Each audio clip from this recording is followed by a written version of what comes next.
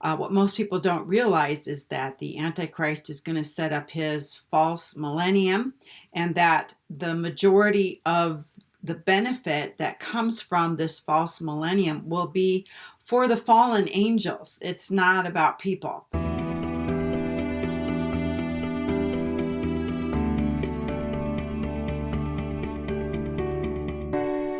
Okay, so I'm going to take a look really quick at what the reign of the beast will be like. A lot of people sort of think the reign of the beast is going to be kind of like what we see now, only a little bit worse, with the Antichrist reigning as kind of a person. What most people don't realize is that the Antichrist is going to set up his false millennium, and that the majority of the benefit that comes from this false millennium will be for the fallen angels. It's not about people.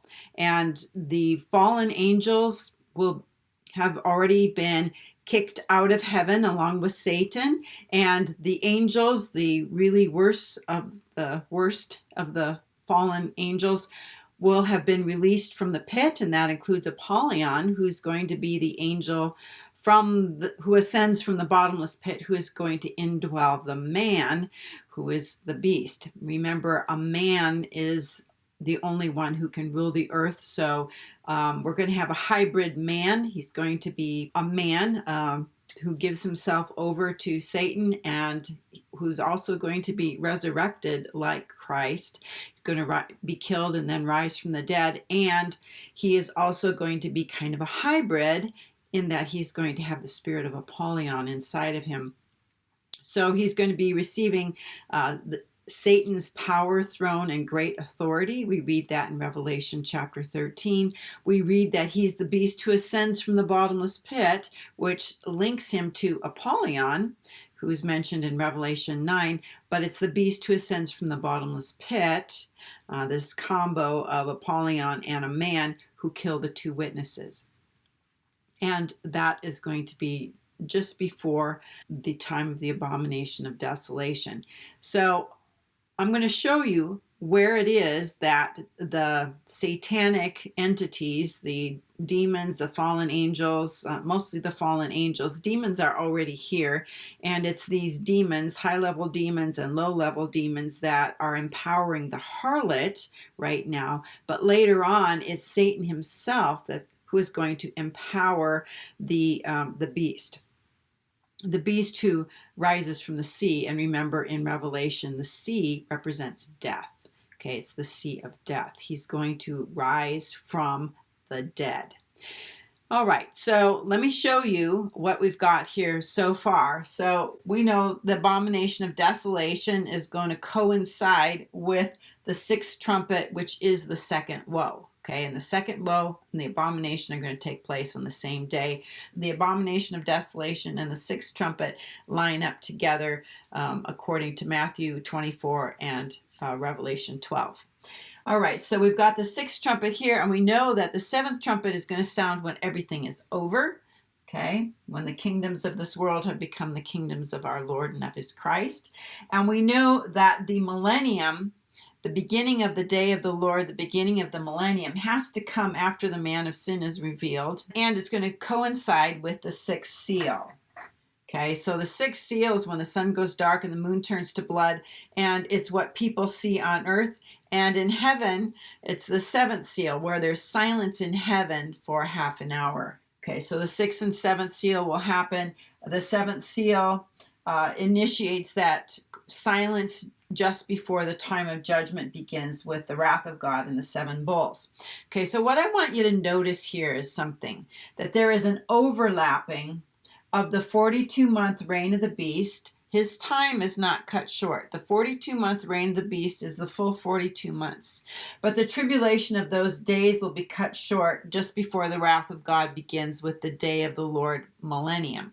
Okay, so this is where that third rapture takes place. And remember, a rapture involves the transfer of living people into heaven, not the transfer of resurrected or newly resurrected people. Resurrections of the dead, for the most part, are going to take place in heaven, because that's where their spirits are. You don't have to have a spirit come to earth, get a body, and then go back up again. That's not quite how that works. Okay, so if the sixth trumpet is here and the seventh trumpet is there, it means that trumpets 1 through 5 are over on this side.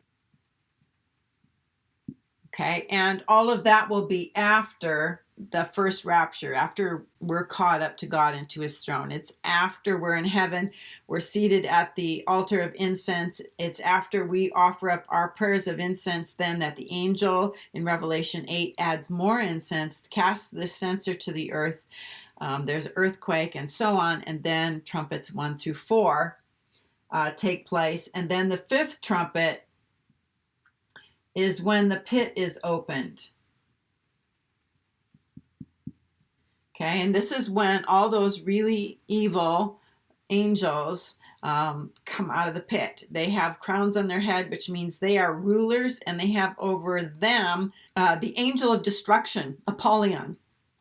All right, and we know that the pit has to be opened before Apollyon can come out and do his stuff just before the abomination of desolation. And remember, Apollyon is going to enter into the beast who is killed and then rises from the dead. So trumpets 1 through 5 have to happen, and the pit is opened right here. And just before the abomination of desolation happens, Satan and his angels are going to be cast out of heaven.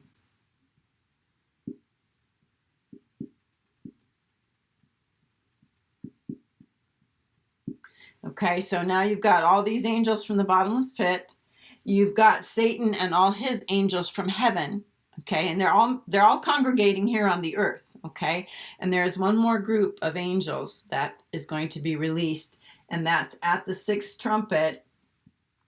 You have the 4 angels who are bound at the river Euphrates, and they're the ones that are, I believe, are the spiritual generals for that army, 200 million men, and the beast and the 10 kings who are going to destroy a third of the earth at the time of the sixth trumpet. They're the last ones to be released. All right, so now you've got all these fallen angels, plus all the spirits of the Nephilim, known as demons, who are now present on the earth at this time. Okay, and remember, there's still going to be Christians on earth. The first rapture is right here.